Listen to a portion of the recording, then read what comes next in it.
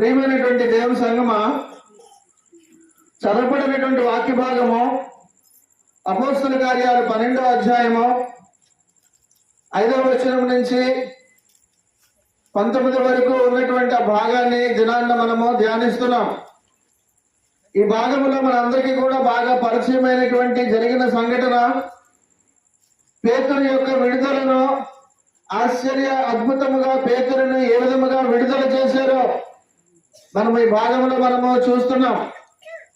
5వ వచనంలో ఒకసారి చూసినట్లయితే పేతురు చెరసాలలో పేతురు చెరసాలలో ఉంచబడెను అన్న మాట మనము చూస్తున్నాం. పేతురుని చెరసాలలో ఉంచారు.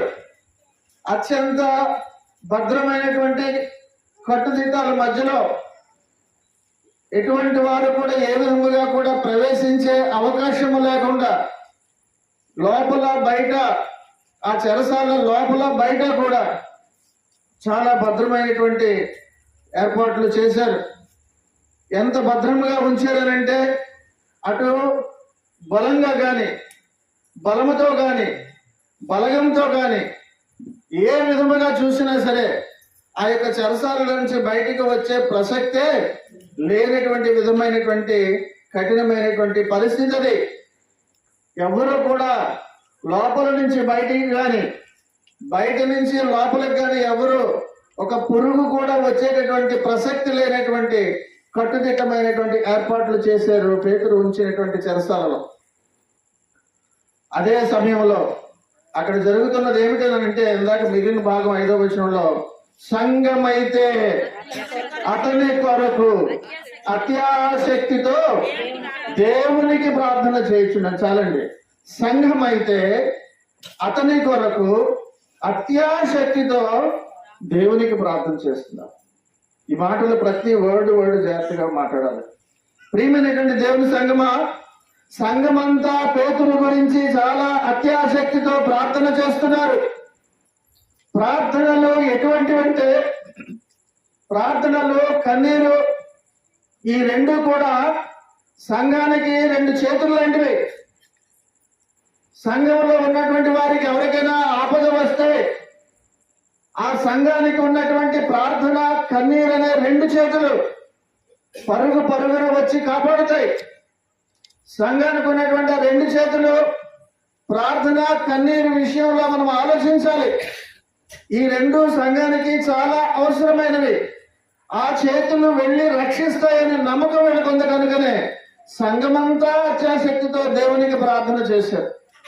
ప్రియమైనటువంటి దేవుని సంఘమా, అందుకనే సంఘం యొక్క ప్రార్థన ప్రతి ఒక్కరికి కూడా అంత అవసరమై ఉన్నదని సంఘం గ్రహించాలి. ఇది నాన్న మిత్రుల కొరకు కానీ, శత్రువుల కొరకు కానీ, ఎవరి గురించైనా సరే నీకు జయము రావాలనంటే, నీకు విడుదల రావాలనంటే సంఘమంతా కూడా ఆసక్తితో ప్రార్థన చేసి కన్నీరు విడిచినప్పుడు ఆ 2 చేతులు వచ్చి వారిని ఆ యొక్క ఆపదల నుంచి, ఊబిల నుంచి పైకి తీసుకొస్తాయని దినాన్న దేవుడు మనకు తెలియజేస్తున్నారు. ప్రియమైనటువంటి దేవుని సంఘమా, పేతురు యొక్క శిష్యులు, పేతురు యొక్క స్నేహితులందరూ కూడా సంఘాన్ని ఆశ్రయించారు. కాబట్టి మీరందరూ కూడా ఒక దగ్గర కూడుకొని సంఘమంతా కూడా అత్యాశక్తితో ప్రార్థన చేస్తున్నారు. రాజైనటువంటి హేరోదు ఆ సంఘపు వారిని బాధ పెట్టడానికి, అక్కడ జరుగుతున్నటువంటి ఆ యొక్క పరిస్థితులను బట్టి, ఈనాడు ఉన్నటువంటి పరిస్థితులలాగే ఉన్నటువంటి ఆనాడు పరిస్థితులలో హేరోదు రాజు అప్పటికే యోహాను సహోదరుడైనటువంటి యాకోబును ఖడ్గముతో అప్పటికే నరికించేశాడు. అప్పటికే ఒకడు చనిపోయాడు. ఇది యూదులకు చాలా ఇష్టమైందని హేరోదు రాజు గ్రహించాడు కనుక వాణ్ణి కూడా తీసుకురండి, మనల్ని ఎవరు ఏం అంటలేదు, పైగా వీడిని చంపితే అందరూ కూడా ఆనందించారు కాబట్టి వాడిని చంపిస్తున్నా పర్వాలేదు అని పేతురును తీసుకురండి అని పేతుర్ని కూడా పట్టి చెరసాలలో తీసుకొచ్చినటువంటి సంఘటన ఇది నన్ను ధ్యానిస్తున్నారు. కనుక ప్రియమైనటువంటి దేవుని సంఘమా, అది పులియని రొట్టెల పండుగ అవ్వడం చేత కొన్ని రోజులు చెరసాలలో ఉంచాలి. పస్కా పండుగ వస్తుంది కనుక ఏమైనా సరే అన్రెస్ట్ జరగచ్చని ఆపి చెరసాలను వేయడం జరిగింది. చుట్టూ కూడా నలుగురు ఎంతో చతుష్టయములు, అనగా ఒక చతుష్టయం అంటే 14 మంది సైనికులు, అటువంటివి 14 చతుష్టయాలు పెట్టారు. పేతురికి చుట్టూ కూడా కాపుల. అదే ఇందాక చెప్పాను, ఒక్కరు కూడా తప్పించుకునేటటువంటి అవకాశం, ఒక పురుగు కూడా వచ్చే అవకాశం లేదు. మనము గమనిస్తే ఇక్కడ యాకోబు విషయానికి వస్తే వెంటనే చంపేశారు. పేతురు విషయానికి వస్తే చెరసాలలో వేసి చంపడానికి సమయం తీసుకున్నారు. దీన్ని బట్టి మనకి ఏంటి అర్థమవుతుందంటే, యాకోబుని చెరసాలలో వేసిన వెంటనే ఖడ్గముతో అక్కడ చంపించారు. అనగా అతని కొరకు ప్రార్థన చేసే అవకాశము లేకుండా చచ్చిపోవడం అన్నది, యాకోబు చచ్చిపోవడం అన్నది జరిగింది. బహుశా అది దేవుని ప్రణాళిక అయి ఉండొచ్చు. కనుకనే యాకోబు గురించి సంఘమంతా కూడా ఐకమత్యముగా ప్రార్థించేటటువంటి అవకాశము దేవుడు సంఘానికి ఇవ్వలేదు. గమనించాలి ఒక మాట, అందరూ దేవుని బిడ్డలే, కానీ దేవుడు అవకాశం ఇస్తేనే నీ గురించి ప్రార్థించడం జరుగుతుంది. యాకోబు కొరకు ప్రార్థించేటటువంటి అవకాశం లేదు, మొదటిది. రెండవది, బహుశా ప్రార్థించే అవకాశం వస్తే యాకోబు బ్రతుకునేమో, కానీ దేవుని యొక్క ప్రణాళిక ఏంటంటే యాకోబు గురించి ప్రార్థించేటటువంటి అవకాశం దేవుడు ఇవ్వలేదు. దేవుని యొక్క ప్రణాళిక అది. ప్రియమైనటువంటి దేవుని సంగమా, ఈ దినము నీతో అంటున్నటువంటి మాటలు ఏమిటనంటే, నీ పాపములను బట్టి, నీకున్నటువంటి వెర్రితలను బట్టి నీకు శిక్ష పడవలసినటువంటి పరిస్థితి వస్తే ప్రార్థిస్తే బ్రతుకుతావు. నీ గురించి నువ్వు ఎటువంటి వాడివైనా, నీ పరిస్థితులు ఎటువంటివైనా, నీ పాపము ఎంత ఘోరమైనదైనా, నీ గురించి ప్రార్థిస్తే నువ్వు బ్రతికే అవకాశాలు వస్తాయి, పేతురులాగా. కనుక ప్రియమైనటువంటి దేవుని సంగమా, లేదా నీకు శిక్ష పడాలని యాకోబు విషయంలాగా దేవుడు నిర్ణయించుకుంటే ఎవరిని కూడా ప్రార్థించే అవకాశం దేవుడు ఎవరికి ఇవ్వరు. కాబట్టి జ్ఞాపకం ఉంచుకోవాలి, యాకోబులాగా ప్రార్థించే అవకాశం ఇవ్వకుండా పాపము చేస్తావు, అయ్యో నన్ను క్షమిస్తే నాకు ఒక జీవితం మారుతాడులేనో అని పేతురులాగా అవకాశము సమయం ఉంచుకొని దేవుని దగ్గర గోజాడుతావో ఆలోచించుకోవాలి. యాకోబుకి అవకాశం లేదు, దేవుడు ప్రార్థించే అవకాశం ఇవ్వలేదు, ఖడ్గంతో చంపేశారు. పేతురుకైతే దేవుడు ప్రార్థించే అవకాశము ఇచ్చారు. ఒక పండుగ నెపమో దేవుడు అనుకుంటే ఏది ఏ విధంగానైనా సరే చేయగలరు. ప్రియమైనటువంటి దేవుని సంగమా, మరొక విషయం గమనిస్తే, ప్రార్థిస్తే ప్రార్థనకు ఎంత శక్తి ఉందో ఇక్కడ ఈ భాగంలో మనం అంతగా చూస్తున్నాం. దేవుడు యాకోబు హతసాక్షి అవ్వాలని నిర్ణయించుకున్నారు. ఆయన నిర్ణయించుకున్నారు కనుకనే బలిపీఠం మీద వీరు బలైపోవాలి, యాకోబు హతసాక్షి అవ్వాలి అని దేవుని యొక్క గవర్నమెంట్ లో నిర్ణయించుకున్నారు. కనుక యాకోబు వెంటనే ఖడ్గానికి బలైపోయాడు. So prayer for him is restrained and prevented. యాకోబు గురించి చేసే ప్రార్థన ఎవరు చేయకుండా, అవకాశం లేకుండా నోళ్ళు మూయించారు దేవుడు. అనగా అర్థం ఏంటంటే, ఒకవేళ కానీ ప్రార్థన చేసేస్తే నేను యాకోబుని రక్షించాలి, ఆపేద్దాం వెళ్ళి అని వెంటనే ప్రార్థించే అవకాశం లేకుండా దేవుడు చేశారు. గమనించాలి, నీ గురించి ఇంకా ఎవరో ప్రార్థన చేస్తున్నారు. దేవుడు ప్రార్థన చేయిస్తున్నారు. ఇంకా కూడా నీ కుటుంబమో, నీ తల్లో, నీ చెల్లో ఎవరో ఒకరు నీ గురించి ఇంకా ప్రార్థన చేస్తున్నారు. లేదా సంఘమంతో నీ గురించి ప్రార్థన చేస్తున్నారు. అందుకే ఇంకా నీకు శిక్ష పడలేదు.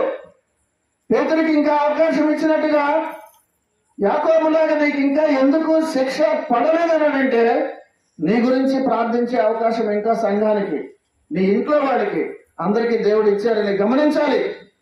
ప్రియమైనటువంటి దేవుని సంగమా, ఇక్కడ గమనిస్తే యాకోబుకి జరిగినట్టుగా యాకోబుని ప్రార్థన చేయలేకుండా యాకోబు గురించి ప్రార్థనని దేవుడు బిగబట్టినట్టు నీ కుటుంబ సభ్యులను సంఘాన్ని కూడా నీ గురించి ప్రార్థన చేయకుండా నీ గురించి చేసే ప్రార్థనని కానీ దేవుడు బిగబడితే నీ ఊపిరిని బిగబట్టినట్టే, నీ గొంతుకు బిగబట్టినట్టే.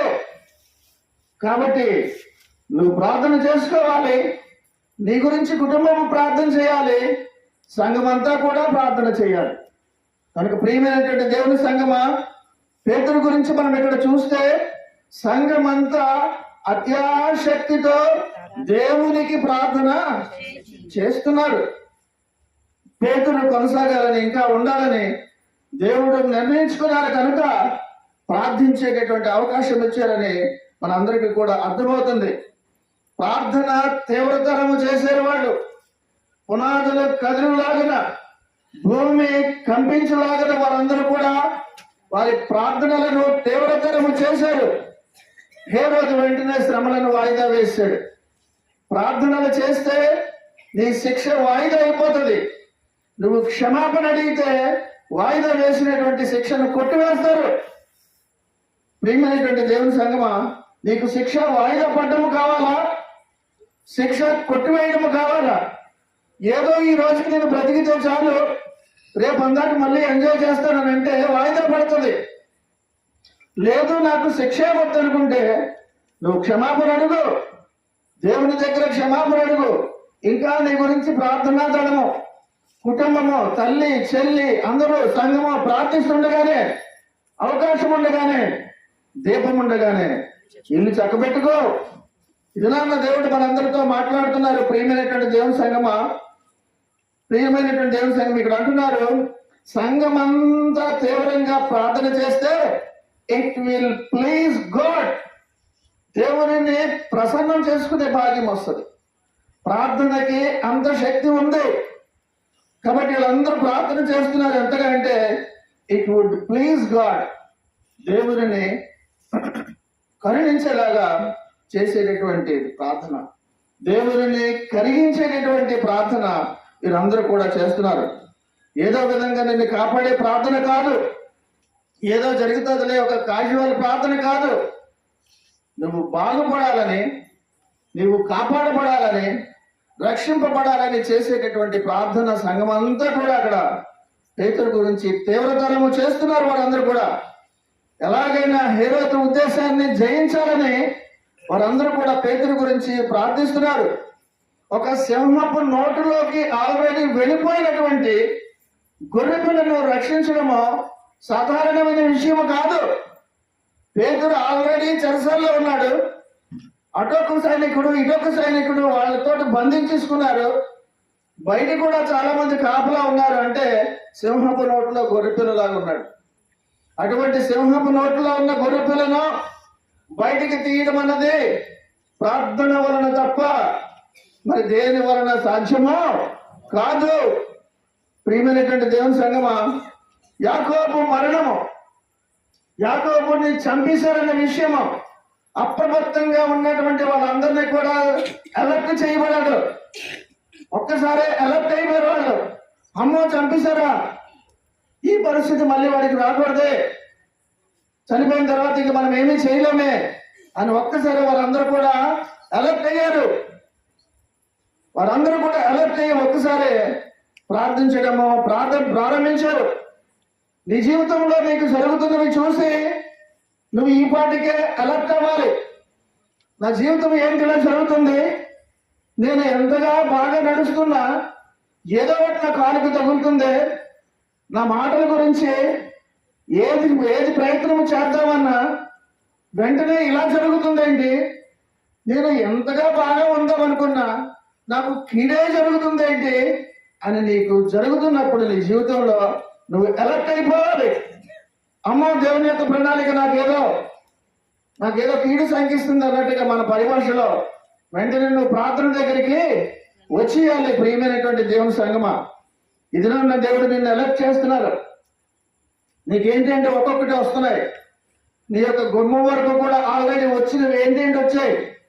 అనారోగ్యమా, పాపభీత, అయ్యో నేను పలానా వాడికి నష్టము చేశానే, ఫలానా అమ్మాయికి నేను లేదా ఫలానా ఆమెకు నేను ఈ యొక్క ఘోరం చేసేనే అని నీకు పొంచి ఉన్నటువంటి ప్రమాదాన్ని తెలియజేసినట్టుగా సైరన్ మోగినట్టుగా నీ గుండెలోను కానీ అది కానీ మారుమరోగితే అలర్ట్ అవ్వు. వాడు అలర్ట్ అవ్వకపోవడం వల్ల యాకోబు చచ్చిపోయాడు. యాకోబు మరణం వల్ల అలర్ట్ చేసింది. పేతురు గురించి ప్రార్థించడం మొదలు పెట్టారు.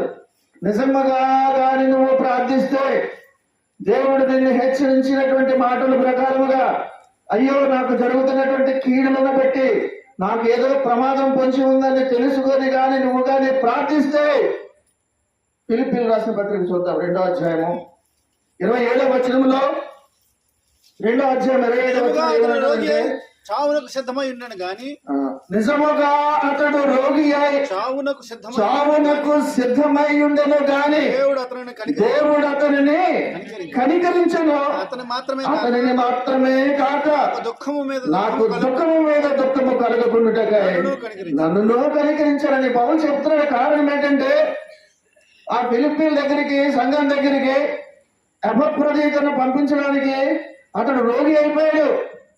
అయినా సరే అతడు చాలా ఆసక్తిగా ఉన్నాడు మీ దగ్గరికి రావడానికి.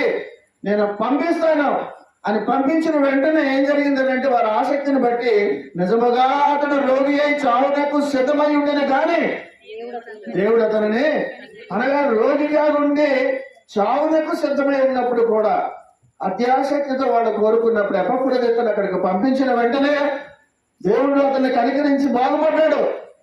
అయ్యో నా యొక్క దాసుడు, నా స్నేహితుడు చనిపోతాడని పౌలు దుఃఖం మీద దుఃఖముగా ఉన్నటువంటి అతడిని కూడా కనికరించి అతడికి దుఃఖ విముక్తుడిని చేశారు. అందుకే మాట్లాడాడు, నిజముగా అతడు రోగి అయి చావునకు సిద్ధమై ఉండను గాని దేవుడు అతన్ని కనికరించను. అతనిని మాత్రమే కాక నాకు దుఃఖము మీద దుఃఖము కలుగుకున్నట్టుకై నన్ను కనికరించు. ప్రియమైనటువంటి దేవుని సంగమా, నువ్వు అత్యాశక్తితో నీ యొక్క విషయం ప్రార్థిస్తే చావునకు సిద్ధమైపోయినటువంటి పరిస్థితులు నీ పరిస్థితులు ఉన్నా సరే ఆయన కనికరిస్తారని తెలియజేస్తున్నారు. ఇది నాన్న, దుఃఖము మీద దుఃఖము నీకు వస్తున్నా సరే నువ్వు ప్రార్థిస్తే నిన్ను కనికరిస్తాను అనే దినాన్న పరిశుద్ధాత్మ దేవుడు మనకి జ్ఞాపకం చేస్తున్నారు. ప్రియమైనటువంటి దేవుని సంగమా, ఇది నాన్న క్రీస్తు తన రాజ్యము కొరకు యేసుక్రీస్తు మరణము శ్రమలో కూడా ఆయన అనుభవించి పరిచర్య చేస్తున్నప్పటికీ కూడా సంఘము వారి జీవితాల గురించి వ్యక్తిగతంగా సంఘము కూడా ప్రార్థిస్తూనే ఉండాలి. నీ మట్టుకుగా నీవు, నీ వంతుగా నీవు, సంఘము వంతుగా సంఘము ప్రార్థిస్తూనే ఉండాలని దినాన్న దేవుడు మనకి తెలియజేస్తున్నారు. నీకు నీ సంఘమునకు నీకు అందరూ కూడా పరిచర్య చేస్తున్నా సరే, సంఘము చేస్తున్నా సరే, నీకుగా నీవు మాత్రము ప్రార్థన చేసుకోవాలని ఇది నాన్న దేవుడు మన అందరికీ కూడా జ్ఞాపకం చేస్తున్నారు. కనుక ప్రియమైనటువంటి దేవుని సంఘమా, సంఘం అంతా అత్యాశక్తితో పేతురు కొరకు అనగా అతని కొరకు దేవునికి ప్రార్థన చేస్తున్నారు. కనుక యేసుక్రీస్తు అనగా యేసుక్రీస్తే అన్ని శ్రమలలో, అంత బాధలలో చెమట రక్తపు బిందువులుగా వచ్చే వరకు ఏం చేశారండి? ప్రార్థించారండి. యేసుక్రీస్తు దేవుడై ఉండి ఆయనే అంతగా ప్రార్థిస్తే నీవు నేను ఎంతగా ప్రార్థించాలి? ఎంతగా ప్రార్థిస్తే నీ కష్టాలు నా కష్టాలు తీరుతాయి. కాబట్టి ఇది నాన్న అంటున్నారు, సాదాసీదమైనటువంటి ప్రార్థన నిన్ను రక్షించదు, తీవ్రమైనటువంటి ఫెర్వెంట్ ప్రేయర్ మాత్రమే నిన్ను నీ పరిస్థితులను రక్షిస్తుందని ఇది నాన్న దేవుడు మనకి తెలియజేస్తున్నారు. ప్రియమైనటువంటి దేవుని సంగమా, నీతిమంతుని విజ్ఞాపన మనఃపూర్వకమై బహు బలము గలదే ఉండని యాకోబులో చూస్తున్నాం. కాబట్టి మన ప్రార్థన ఎలాగుంటుందని అంటే, నీతిమంతుని విజ్ఞాపన మనఃపూర్వకమైనదై బహు బలము గలదై ఉంటుంది అంటాడు. అనగా నీ ప్రార్థనకి నీతిగా ఫెర్వెంట్గా నువ్వు ప్రార్థన చేస్తే బహు బలముగా ఉంటుంది ఆ ప్రార్థన అంటున్నారు.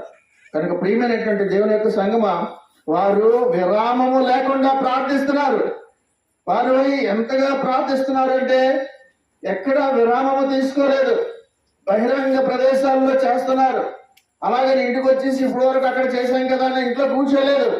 మళ్ళీ వ్యక్తిగతముగా ప్రార్థన చేస్తున్నారు. చూడండి ఒకసారి 12వ వచనంలో ఆ యొక్క అపోస్తలుల 12:5 ఏముందనంటే 12వ వచనంలో 12వ వచనంలో ఇట్లు ఆలోచించుకొని అతడు మార్కు అను మారు పేరు గల యోహాను తల్లి అయిన మరి ఇంటికి వచ్చెను. అక్కడ అనేకులు కూడి, అంటే పేతురు ఇంటికి వచ్చి వారు తలుపు కొట్టే సమయం వరకు కూడా ఏం చేస్తున్నారు? ప్రార్థన చేస్తూనే ఉన్నారు. వినబడింది. 1 గంట ప్రార్థన చేసి పడుకుని పోతే నీకు ప్రాబ్లమ్స్ సాల్వ్ అవ్వవు. కాబట్టి వాళ్ళ ఇంటికి వచ్చేసరికి కూడా అప్పటికి వారందరూ కూడా ప్రార్థన చేస్తూనే ఉన్నారు. పేతురు వచ్చేసరికి ప్రియమైనటువంటి దేవుని సంగమా, పేతురికి తప్పించుకునే అవకాశము ఎటువంటి పరిస్థితుల్లో కూడా లేదు. ఆల్రెడీ హుకుం జారీ చేశారు, ఆల్రెడీ ఆజ్ఞ ఇచ్చేశారు. ఇక రాజు యొక్క ఆజ్ఞ ప్రకారముగా చంపడానికి మరుసటి రోజు అన్ని సిద్ధమైపోయి ప్రార్థన మాత్రమే కాపాడిందని గమనించాలి. ఆ రాత్రే అద్భుతము జరిగింది. హేరోదు తనని బయటికి తీసుకొచ్చి ఆ యొక్క తనని ఇంక ఎగ్జిక్యూటివ్ చేసే సమయానికి ఆ సమయంలోనే అద్భుతము జరిగింది. ఎంతో మంది పేతురుని కాపాడాలని చాలా మంది ప్రయత్నించారు. ఎవరు కూడా మానవ ప్రయత్నం ఏమి చేసినా ఎక్కడ కూడా ఫలించలేదు. అదే సమయంలో దేవుడు ద్వారము తెరిచాడు. దేవుడు ద్వారము తెరిస్తేనే తప్ప నీ యొక్క సమస్యలు ఎవరు కూడా పరిష్కరించలేదని గమనించాలి కదా. కాబట్టి అన్ని దారులు కూడా మూసుకుపోయి దేవుని కార్యము ఎప్పుడు జరుగుతుందని అంటే నీ చుట్టూ కూడా అన్ని దారులు కూడా మూసుకుపోయే అన్న పరిస్థితి వచ్చినప్పుడు అప్పుడు దేవుని కార్యం జరుగుతాడు. కనుక మనం గమనించాలి. ఇస్సాకుని కొండ మీదకి తీసుకుని వెళ్ళాడు అబ్రహాము. కట్టెలు మోసుకెళ్ళాడు, పైకి తీసుకెళ్ళాడు, రాళ్ళు పేర్చి బలిపీఠము కట్టాడు, కాళ్ళు చేతులు కట్టారు. అప్పుడు కూడా దేవుడు కలగ చేసుకోలేదు. బలిపీఠం మీద పెట్టారు, అప్పుడు దేవుడు కలగ చేసుకోలేదు. చేతులు కాళ్ళు కట్టేసిన తర్వాత తల మీద ఒక చెయ్యి వేసి రెండొక చేతితోటి కత్తి పైకి ఎత్తినప్పుడు దేవుడు ఏమీ కూడా మాట్లాడలేదు. కత్తి కిందకు దించుతున్న సమయంలో అబ్రహామా అబ్రహామా అని పిలిచిన వెంటనే ఆగిపోయాడు. అనగా లాస్ట్ సెకండ్ లో వస్తారు. దేవుడు నిన్ను కాపాడాలని నిర్ణయించుకుంటే కత్తి దిగిపోయేటటువంటి సమయానికి వచ్చి ఇస్సాకును కాపాడినట్టుగా యెహోవా ఈరే అంటారు వచ్చినతోటి. లార్డ్ విల్ ప్రొవైడ్, యెహోవాయే చూచుకోరనని ఆఖరి క్షణంలో ఎలాగైతే ఇస్సాకును కాపాడారో అలాగే నువ్వు కూడా అత్యాశక్తితో ప్రార్థన చేస్తే కాపాడుతారు. ప్రియమైనటువంటి దేవుని సంగమా, నిన్ను ఆఖరి క్షణంలో ఇప్పటికే ఒకసారి వెనక్కి వెళ్ళి ఆలోచిస్తే లాస్ట్ ఫ్రాక్షన్ ఆఫ్ సెకండ్స్ లో నేను ఎలా కాపాడారో జ్ఞాపకం తెచ్చుకో, ఒకసారి గుర్తు తెచ్చుకో. ఆ రోజు నువ్వు కాపాడబడ్డానికి కారణం ఏదో తొక్కుకొని నువ్వు రావడం వల్ల నువ్వు కాపాడబడలేదు.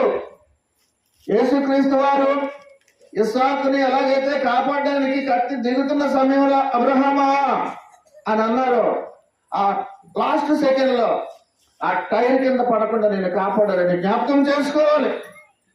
దేవుడు ఆ యొక్క సమయంలో నిర్ణయించుకున్నటువంటి లాస్ట్ సెకండ్ లో ఆయనకు తెలుసు ఏ యొక్క టైంలో రావాలో. అలాంటి క్షణంలో ఆయన కాపాడుతారని దినాన్న దేవుడు మనకి ఒక ఉదాహరణగా చూపించి దినాన్న మనకి తెలియజేస్తున్నారు. ప్రియమైనటువంటి దేవుని సంగమా, ఈ దినాన్న పేతురుని ఏ సమయంలో కాపాడారో, ఎటువంటి పరిస్థితుల్లో కాపాడారో తెలుసా? ఇందాక చెప్పినట్టుగా లోపలకు ఉన్నారు, అంత చీకటి, ఇప్పట్లో లైటింగ్ అని అటువంటిది ఏమీ కూడా ఉండదు. వీడు పారిపోకుండా వీడి చేతికి ఒక సైనికుడి చేతికి కుడిపక్క, అలాగే ఇంకొక సైనికుడికి ఆ పేతురు చేతికి ఎడం పక్క కుడిపక్క రెండు వైపులా కూడా ఉన్నారు. మళ్ళీ ఎదురుగా ఉన్నటువంటి తలుపు దగ్గర మళ్ళీ కాపుల వారు కూడా మళ్ళీ అక్కడ ఉన్నారు. అనగా పేతురు గాని ఇలాగ కదిలితే ఆ యొక్క సంఖ్యని చప్పుడుకు గాని ఏ విధంగా కానీ అంటే నిద్రలో కూడా అటు ఇటు కదలడానికి వీల్లేదు. అటువంటి పరిస్థితుల్లో పేతురు ఉన్నాడు. బయట చూస్తే కాపలా ఉన్నారు. యేసుక్రీస్తును కూడా సమాధి చేసినప్పుడు ప్రధాన యాజకుడి దగ్గరికి, అనగా పిలాతు దగ్గరికి ప్రధాన యాజకులు ఈ పరిసయ్యులు వీరందరూ కూడా వచ్చి అంటారు, అయ్యా ఆ వంచకుడు, యేసుక్రీస్తు అన్నమాట, ఆ వంచకుడు సజీవుడై ఉన్నప్పుడు అన్నాడు మాతోటి, 3 దినములు అయిన తర్వాత నేను లెగుస్తానని చెప్పానండి. శిష్యులు వచ్చి ఆ యొక్క శరీరాన్ని ఎత్తుకెళ్ళిపోయి ఆయన నన్ను లెగిసిపోయాడని ఒకవేళ చెబుతారేమో, మీరు దయచేసి మాకు ఏదన్నా కాపలా పెట్టండి అని అడిగితే, అప్పుడు 65 మత్తయి సువార్త 27వ అధ్యాయం 65వ వచనంలోను పిలాతు అన్నటువంటి మాటలు ఏమిటంటే, అందుకు పిలాతు, మత్తయి సువార్త 27:65, అందుకు పిలాతు, కావలి వారు ఉన్నారు కదా, మీరు వెళ్ళి మీ చేతనైనంత మట్టుకు సమాధిని భద్రము చేయడని చాలండి. కనుక యేసుక్రీస్తు గురించి కూడా అదే చెప్పారు. ఎంత కాపలా ఉంచినా వారికి భయపడిపోయే, లేకపోతే ఏదో జరుగుతుంది ఇతన్ని మట్టు పెట్టేయాలని అప్పుడు కూడా వెళ్ళి పిలాతుని అడిగితే, నేను పెట్టవలసిన కాపలా పెట్టాను, మీ చేతనైన ఇంకా మీరు చేసుకోండి అంటే, మీరు ఇంకా కావాలంటే వెళ్ళి కాపలా ఉండండి అని పూర్తిగా వారికి ఇచ్చినటువంటి ఆ అవకాశాలు బట్టి మనం చూస్తున్నాం. పేతురు పరిస్థితి కూడా అలాగే ఉంది. 2 సైనికుల మధ్యన పడుకొని ఉన్నాడు. పేతురుకు అతనికి చావుకి మధ్యలో ఒక్క అడిగే ఉంది. 1 అడుగు దూరంలో ఉన్నాడు ప్రాణగండానికి, ప్రాణం పోవడానికి. పేతురు అన్నిటికీ కూడా సిద్ధమైపోయాడు. నా దేవుని చిత్తం అయితే నేను బ్రతుకుతాను, నా దేవుని చిత్తము కాకపోతే హతసాక్షి అయిపోతాను అని రెండింటికి సిద్ధమైపోయాడు. కనుకనే హ్యాపీగా నిద్రపోతున్నాడు. తెల్లవారితే చంపేస్తారన్నప్పుడు ఎవరికైనా నిద్ర పడుతుందా? కానీ 2 సైనికుల మధ్యలోనూ దేవదూత కొట్టి లేపితే కానీ లెగలేదు. అంతగా నిద్రపోయాడంటే దేవుని మీద ఉన్నటువంటి అచంచలమైనటువంటి విశ్వాసం, నా దేవుడు నన్ను కాపాడితే కాపాడుతారు, లేకపోతే నేను చనిపోతాను అని సిద్ధమైపోయినటువంటి పేతురు యొక్క విశ్వాసాన్ని అక్కడ మనం చూస్తున్నాం. పేతురు రాసిన మొదటి పత్రికలో 2వ అధ్యాయంలో 23వ వచనం 2వ భాగాన్ని చూద్దాం. పేతురు రాసిన మొదటి పత్రిక 2వ అధ్యాయం 23b, న్యాయముగా తీర్పు తీర్చు దేవునికి తన్ను తాను అప్పగించుకున్నాడు. కాబట్టి న్యాయముగా తీర్పు తీర్చే దేవుడు నా దేవుడు. కాబట్టి ఆయనకి నన్ను నేను అప్పగించుకుంటాను. ఆయన ఏదైనా చేస్తారు. ఆయన అన్యాయం ఎప్పుడు చేయడు కదా. నీ ప్రార్థన కూడా అలాగే ఉండాలి. నీతిమంతుడైనటువంటి, నీతి సూర్యుడైనటువంటి నా యేసయ్యకి నేను ప్రార్థన చేసినప్పుడు నా జీవితం ఎందుకు రోడ్లు పాలవుతుంది? నా జీవితం ఎందుకు కూడా ఎలాగైపోతుంది? అవదు. ఆయనకే అప్పగించినప్పుడు ప్రాణాలను సైతము కూడా కాపాడేటటువంటి దేవుడు అని ధైర్యంగా నువ్వు నేను కూడా ఉండాలి. అందుకే ప్రశాంతంగా ఉన్నాడు పేతురు. జైల్లో ఉన్న 2 సైనికుల మధ్యలో ఉన్న, అందుకే ప్రశాంతంగా పడుకున్నాడు. ఇది పేతురు తాలూకా విశ్వాసము, ప్రార్థన యొక్క శక్తిని దినాన్ని చూస్తున్నాం. అందుకే అంటున్నాడు, దేవునికి ఇష్టలైనటువంటి వారు ఉంటే వారిని సుఖంగా నిద్రపోనిస్తాడు దేవుడు, ప్రశాంతంగా నిద్రపోనిస్తాడు. కనుక విడుదలకు అవకాశం లేదు పేతురికి. మెలగని మెలకుగా కూడా లేడు. అటు ఇటు కూడా సైనికులని బంధించేసి ఉన్నారు. కనుక ప్రియమైనటువంటి దేవుని సంఘం, అటువంటి పరిస్థితుల్లో పేతురు విడుదలయ్యాడని అంటే ఆశ్చర్యము కాదా? పులి నోట్లో నుంచి తీసుకురావడం అన్నది అసాధ్యము కదా. అది దేవునికి మాత్రమే సాధ్యము. దేవునికి గట్టిగా చప్పట్లు కొట్టి మహిమ పడతాం. దేవునికి మహిమ కలుగును కాక.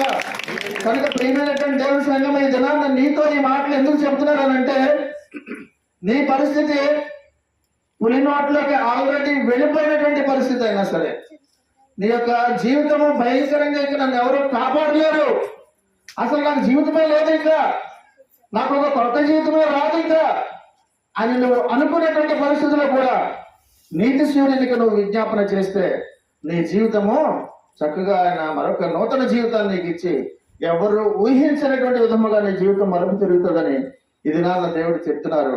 అందుకు నువ్వు చేయవలసింది అత్యాశక్తితో ప్రార్థించాలి. దేవునికి అత్యాశక్తితో దేవుని ప్రార్థించాలంటాడు. 126 కీర్తనలు ఒకసారి తీస్తే 2వ వచనంలో ఒక మాట ఉంటుంది. 126 కీర్తనలో మనము అని ఉంటుంది. అక్కడ 126 2వ వచనంలో మనము కళ కనిన వారి వలె, చాలండి, మనము కళ కనిన వారి వలె అలాగవుతుంది జీవితం. అదేంటి నా జీవితం ఎలాగైపోయింది? నేనైతే ఇల్లు కట్టుకున్నాను, అసలు నాకు అవుతుందా? నేనేంటి ఇలా ఊహించాను, అసలు నాకు గవర్నమెంట్ జాబ్ వస్తుందా? కలకనిన వారి వల్లే అవుతామా. నువ్వు అత్యాశక్తితో దేవుని ప్రార్థిస్తే నాకు ఉద్యోగం ఏంటి, నాకు ఒక 60,000 ఉద్యోగం రావడం ఏంటి అని నువ్వు కళలో నుంచి చేరుకోవడానికి కనీసం 10-20 సంవత్సరాలు పడుతుంది. అయినా నిత్యము కూడా సాక్ష్యం నీకు గొప్పగానే ఉంటుంది. ప్రియమైనటువంటి దేవుని సంగమా, దేవుని యొక్క కార్యాలు ఎలా ఉంటాయనంటే జరిగిన తర్వాత కళ కనిన వారి వల్లే ఉంటాం. అయ్యో దేవుడు ఇంత గొప్పవాడా, ఇంత ఆదరణకర్త, నాకు ఎటువంటి యోగ్యత లేదే, నాకంటే గొప్పగా చదువుకొని ఎలక్వెంట్ గా మాట్లాడే వాళ్ళందరికీ కూడా ఉద్యోగాలు రాకుండా ఏమీ కూడా తెలియనటువంటి నాకు దేవుడు ఈ ఉద్యోగాన్ని నాకు ఇచ్చాడని అంటే కళ కనిన వారి వలె నిన్ను చేస్తున్నారంటే కారణము అత్యాశక్తితో నీ వాళ్ళు సంఘము నువ్వు ప్రార్థన చేసుకోవడం వల్లనే నువ్వు జీవితంలో ఇవన్నీ కూడా పొందుకుంటున్నావని గమనించాలి. ప్రియమైనటువంటి దేవుని సంగమా, కాబట్టి ఈ దినాన్న మరొక మాట జ్ఞాపకం చేస్తున్నాడు. 12వ అధ్యాయంలో అపోస్తల కార్యాలు 7వ వచనంలో ఒకసారి చూస్తే, ఇదిగో ప్రభువు దూత అతని దగ్గర నిలిచెను, అతడుండిన గదిలో వెలుగు ప్రకాశించెను, దూత పేతురును తట్టి త్వరగా లెమ్మని చెప్పి అతనిని లేపగా సంఖ్యలు అతని చేతుల నుండి ఊడిపడిన. సంఖ్యలకి తాళం అది తీయలేదు, ఇంకా తాళం అది తీసి ఏమీ లేదు. ఇంకా కటికిలమైనటువంటి చీకటిలో దూత ఇలా వచ్చేసరికి, ఆ వెలుగు వచ్చేసరికి సంఖ్యలన్నీ కూడా చిన్న దారపోగులు అయిపోయి. దారపోగులైనా మనం తెంపడానికి మనకు టైం పడుతుందేమో కానీ వాటంతట అవే అలా ఊడిపడిపోయి. దేవుని యొక్క శక్తి అంత విధముగా ఉంటుంది. కనుక పేతురు పరిస్థితి ఒకసారి ఆలోచిస్తే, దిక్కు మొక్కు లేనటువంటి వాడు, ఎవరు కూడా పట్టించుకోకుండా జైల్లో ఉండి ఒక ఏకాకిలాగా దిక్కు మొక్కు లేనటువంటి వాడిలాగా ఉన్నటువంటి పరిస్థితిలో ఉంటే ఏకంగా దూతనే పంపించాడు.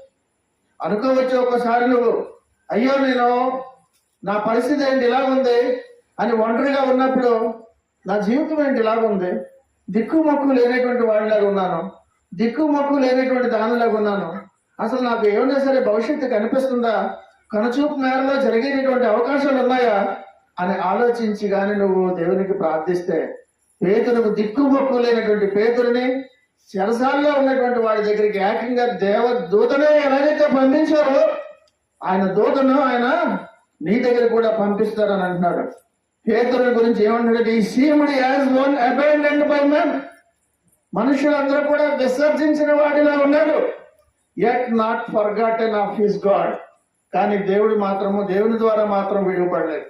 నువ్వు ఎవరి వలన సరే విసర్జించబడచ్చు కానీ దేవుని ద్వారా నువ్వు విడువపడవని గమనించాలి. కానీ ప్రియమైనటువంటి దేవుని సంగమా, దేవుడు ఎన్నడూ కూడా నిన్ను విడిచిపెట్టరు. దేవుడు ఎన్నడూ కూడా నిన్ను విడిచిపెట్టరు. మళ్ళీ అందరం దేవుడు ఎన్నడూ కూడా విడిచిపెట్టరు. గట్టిగా క్లాప్స్ కూడా మరొకసారి. దేవుడు ఎన్నడూ కూడా విడిచిపెట్టలేదు కనుకనే ఈ దినం మన జీవితాలు ఉన్నాయి. ఆయన ఎన్నటికీ కూడా మనం విడిచిపెట్టలేదు కనుకనే ఈ దినాన్న మనం ఈ విధముగా చక్కగా పిల్లలతోటి కుటుంబ వ్యవస్థతోటి సంతోషముగా కావాల్సింది తింటూ మనం ఈ విధంగా ఉండగలుగుతున్నామంటే కారణం దేవుడు ఎవరిని కూడా విడిచిపెట్టరని చెప్తున్నారు. ప్రియమైనటువంటి దేవుని సంగమా, కీర్తనలో 40వ కీర్తన 17లో ఒక మాట మనం చూద్దామా? చూడండి జాగ్రత్తగా. కీర్తన 40:17, నేను శ్రమల పాలే దీనుడనైతిని, ప్రభువు నన్ను తలంచుకొనుచున్నాడు. ఇక్కడ చాలండి, నేను శ్రమల పాలై దీనుడనైతిని కానీ ప్రభువు నన్ను తలంచుకొనుచున్నాడు. నువ్వు దిక్కు మొక్కు లేకుండా ఒంటరిగా ఉంటే, రోడ్డు మీద నువ్వు బికారులాగా తిరిగితే, నీ తాలూకా వాళ్ళే నిన్ను చూసి భలే జరిగిందిరా వీడికి, వీడి పరిస్థితి ఇంతే నాకు తెలుసు అని నీ తోటి వారు అనుకుంటారు. కానీ నీవు మాత్రం దీనుడిగా ఉంటే, నీవు మాత్రం శ్రమల పాలైతే ఆయన అంటున్నాడు, ప్రభువు నన్ను తలంచుకొనుచున్నాడు అంటారు. దేవుడు నీ గురించి తలంచుకుంటారు. మనుషులు ఎవరు తలంచుకోకపోయినా నీకు పర్వాలేదు. కాబట్టి దేవుడు నేను తలంచుకుంటున్నారని దినాన్ని మీరు జ్ఞాపకం చేసుకోవాలి. ప్రియమైనటువంటి దేవుని సంగమా, నువ్వు శ్రమల పాలైతే నిన్ను చూసి సంతోషించేటటువంటి వారు మనుషులైతే నిన్ను కాపాడేవాడే మన ప్రభు అయినటువంటి యేసుక్రీస్తు. దేవునికి మహిమ కలుగును గాక. ప్రియమైనటువంటి దేవుని సంగమా, అన్ని దారులు కూడా మూసివేయబడ్డాయి. పేతురికి అప్పుడు పేతురు స్నేహితుల్ని కూడా రానియలేదు, ఎవరూ రాలేదు. కానీ ఎవరిని రానియలేదు, కానీ దూతలు రాకుండా ఆపలేకపోయారు. చెరసాలలోకి దూత రావడం అన్నది మనం చూస్తున్నాం. కీర్తన 34:7 వచనంలో మరొక చక్కటి మాట చూద్దాం. యెహోవా యందు భయభక్తులు గలవారి చుట్టూ ఆయన దూత కావలి ఉండి వారిని రక్షించిన. ఇక్కడ పేతురునే కాపాడుతుంది దూత అని రాయలేదు. ఈ మాట జాగ్రత్తగా చూడు. దూత కాపాడింది పేతురునండి, నన్ను ఎవరు కాపాడుతారు అని అంటున్నటువంటి నీతో చెబుతున్న మాట ఏంటనంటే, యెహోవా యందు భయభక్తులు గల వారి చుట్టూ ఆయన దూత కావలి ఉండి వారిని రక్షించునంటే నిన్ను కూడా రక్షిస్తారు. ప్రొవైడెడ్. ప్రార్థన చేయు, భయభక్తులు కలిగి ఉండు, అప్పుడు నిన్ను కాపాడుతారు, నన్ను కాపాడుతారు. పేతురు గురించి ఒక్కటే అన్న మాట కాదు అది. పేతురు గురించే దూత రావడం కాదు. పేతురుని సాదృశ్యముగా ఎలాగైతే చూపించి పేతురు దగ్గరికి దూత రావడం ఎలాగైతే ఈ దినాన్ని నీకు తెలియజేశారో, నీ గురించి కూడా అలాగే దూత వస్తారని నీకు తెలియజేయడానికి ఆ మాట చెబుతూ, యెహోవా యందు భయభక్తులు గల వారి ఎడల ఆయన దూత కావలి వారిని రక్షించునన్న మాట దినాన్ని నీకు తెలియజేస్తున్నారు. ప్రియమైనటువంటి దేవుని సంగమా, ఆ విధంగా నువ్వు ప్రార్థనా శక్తితో ఉంటే నీ యొక్క ఆధ్యాత్మికమైనటువంటి స్థితి ఏ యొక్క స్థితికి వెళ్ళిపోతుంది అంటే, కీర్తన 27:3 చూద్దాం ఒకసారి.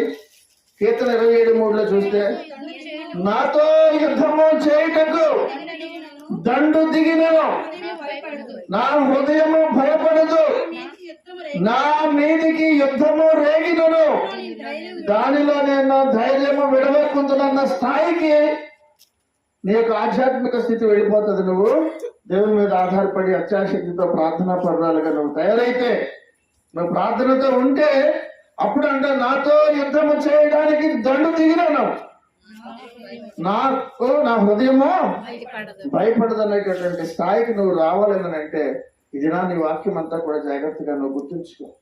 దేవునికి నిత్యము కూడా ప్రార్థించి ముగించిపోతున్నాను.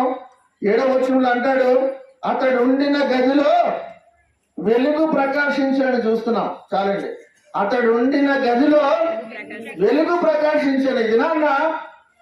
ఈ క్షణాన్న నీవు అర్థం చేసుకొని ఇంటికి వెళ్ళిన తర్వాత ఈ రాత్రి నుంచే నువ్వు విరామము లేకుండా మెలకు వచ్చినటువంటి ప్రతిసారి మెలకువగా నువ్వు ప్రార్థన చేస్తే నీ కుటుంబంలోనికి, నీ యొక్క గదిలోనికి వెలుగు ప్రకాశించును గాక. దేవునికి మహిమ కలుగును గాక. దేవుని యొక్క వెలుగు ఎప్పుడైతే నీ యొక్క హృదయంలోనికి, గృహంలోనికి ప్రవేశిస్తుందో, సంఖ్యలు ఎలాగైతే విడిపోయాయో నీ బంధకాలన్నింటినీ కూడా విడిపోతాయి. ఆ వెలుగు నీకు కావాలని నువ్వు కోరుకుంటే ఈ క్షణం నుంచి నువ్వు ప్రార్థన చేయడం ప్రారంభించు. తీవ్రముగా ప్రార్థించు, కన్నీరు విడుస్తూ ప్రార్థించు. నీకు తోడుగా సంఘము కూడా ప్రార్థిస్తుంది. అందుకని సంఘం అంతయు ఆసక్తిగా ప్రార్థన చేశారన్న మాట అక్కడ చూస్తున్నాం. అప్పుడు సంఘముకున్నటువంటి ఆ యొక్క 2 చేతులు, ప్రార్థన కన్నీరు అనేటటువంటి 2 చేతులు వచ్చి నిన్ను వాళ్ళు కూడా కాపాడుతారు. నీ వ్యక్తిగతమైన ప్రార్థన కూడా నిన్ను కాపాడుతుంది. అప్పుడు యుద్ధమునకు దండు దిగినను, నా హృదయము భయపడుతున్నటువంటి విధముగా ఇది నీ జీవితం దేవుడు మార్చిపోతున్నారు. అటు భాగ్యము దేవుడు మనందరికీ, మన సంఘానికి కలగజేసి ఈ కుటుంబాన్ని కూడా బలపరిచి ఆశీర్వదించిన గాక. దేవుడి మాటలు మన ఇంట్లో దీవించిన గాక. ఆమేన్.